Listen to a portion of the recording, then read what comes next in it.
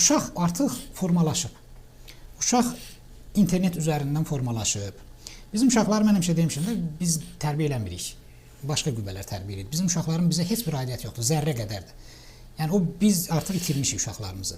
Bizim uşaqları qlobalist qüvvələr təqlid edir. İnternetlə, kompüter oyunlarından, müxtəlif multfilmlərlə filanla necə lazımdır psixologiyalarını formalaşdırırlar, şuurlarını zaten hər şey qəşəng həll edirlər.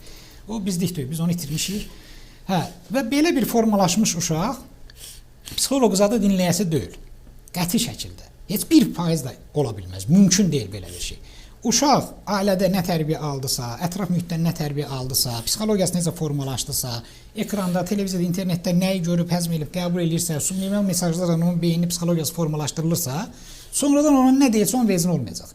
Ona görə psixoloqların heç bir təsiri yoxdur. Burada yeganə təsir ola bilər, o dövrdə məktəbin, həmişə mən bunu deyirəm, məktəb, təlim, tərbiyə ocağıdır, idi. Həmişə də belə olub min illərdən. Son 20 ildə kimsə bizimkilərə dedi ki, yox, məktəb təhsil verməlidir, texnik ancaq tərbiyə işlərinə qarışmasın. Şagird yönümlü təhsil dırnaqarası belə gülməli, əcaib bir şey ad qoydular. Şagirdlərə dedilər ki, siz azadsınız, sərbəstsiniz, keyfiniz nə istəyirsə eləyir, müəllim kimdir sizə bir söz deyə. Və şagirdlər nə müəllim sayır, nə tərbiyəçi sayır, nə direktor sayır, heç məktəbin də bunu söz deməyə ixtiyarı belə yoxdur. Hətta müəllim uşağı tənbih eləyəndə işdən çıxardırlar müəllim. Beləliklə, müəllimin funksiyası əlindən alınıb. Kurikulum sistemindən hədsiz yüklənib müəllimlər, hədsiz. Bütün günü elektron və real jurnalların doldurulması, formal prosedurlar aparır. Sinifdə 30-40 uşaq var. Heç bunun 10 dəqiqə vaxtı qalmır uşaqlarla məşğul, çatdıra bilməz bu. Ancaq formal jurnallar doldurur, hesabatlar, analizlər aparır, şeylər verməlidir, araçlar verməlidir. Yəni, bu müəllimi eləyiblər texniki bir robot. Müəllimin əlindən tərbiyə funksiyası da alınıb, tənbih funksiyası da alınıb. Və uşaq onu eşitmir, saymır. Hətta valideyninə şikayət elində valideyn müəllimin gözünü çıxardır. Sən kimsən mənim uşağımı irad tutursan? Pis hərəkətinə görə nə? Belə bir psixologiya gələndən sonra, belə bir uşaq formalaşdırandan sonra biz müəllimdən nə gözləyə bilərik, nə deyə bilərik? Müəllimin nə ona ixtiyarı var, nə hüququ var, nə imkanı var fiziki olaraq. Biz bunu qəsdən belə çıxır ki, öz uşaqlarımızı məhv edirik. Bəs niyə valideynlər əksəriyyətini danışdırırsan, bütün hər şeyi günahı müəllimdə görür? Çünki o funksiyasını, o vəzifə borcunu əlindən almış müəllimdən gözləyir. Müəllimin elə funksiyası yoxdur, tələb eləyə bilməzdir. Konkret təhsil naziri tərəfindən bu funksiya bunların əlindən alınıb, məktəblərin, müəllimlərin əlindən təhsil funksiyası. Yəni, Sovet dövründə, bizim dövrümüzdə olanlar, yəni nəyi pis idi ki, ondan imtina edilir? Bax, onun da nəticəsi ortadadır.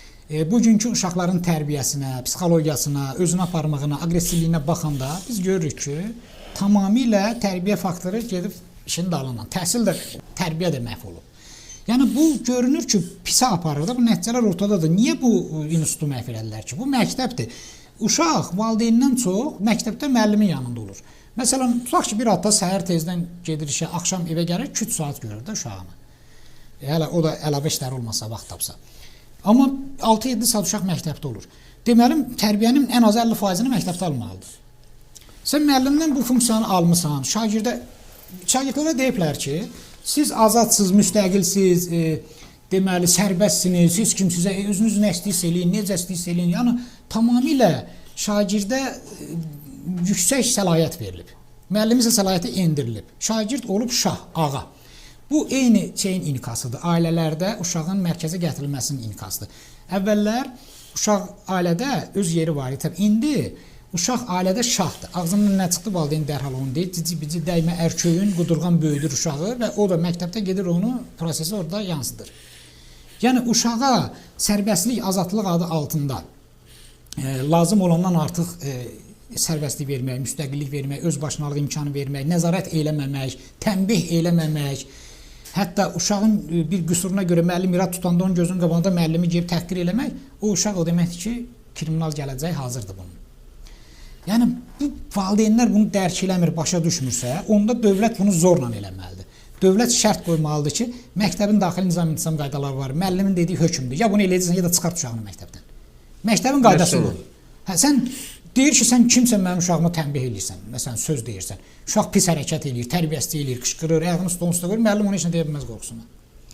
Yəni, bu nə yanaşmadır, bu nə sistemdir, bu məktəbin təhsil tərəfini bayaqdan danışdıq, başa düşdük, bu getişin dalına. Tərbiyəni də buradan məhv eləyirik. İki dənə şeyin ikisi də məhv olub. Sonra biz cəmiyyətdə nə gözləyirik bu uşaqlardan? Elçin müəllim, belə götürək də, yəni bu təhsillə tərbiyə, yəni belə bir məfhumdur ki, təhsil verirsənsə əgər, bu adama təhsil verirsənsə, birinci onun təhsil alan adamın bir ədəbi ərkanı olmalıdır. Bir sakit dayanmalıdır. Bir sənə qulaq asmalıdır ki, sən o təhsili ona verə biləsən.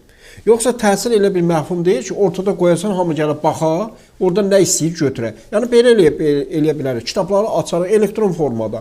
Heç müəllim zad lazım deyil. Elə elektron formada kim nə götürür, götürsün.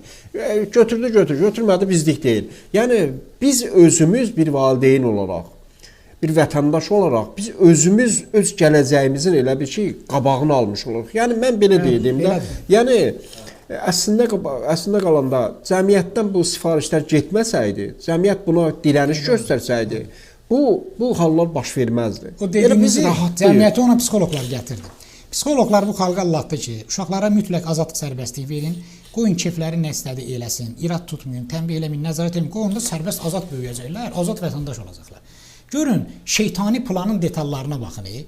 Təsəvvür edin ki, bizim 50-60 yaşımız var. Biz də hələ də səhvlər eləyirik. Yəni bu 15-10 yaşında uşağa sən heç bir irad tutma, nəzarət eləmə, uşaq nə bilir nə var, nə yox həyatda. 1000 dənə oyun çıxardacaq, cinayət də eləyəcək, narkomaniya da qoşacaq, bilmir axı, təcrübə yoxdur.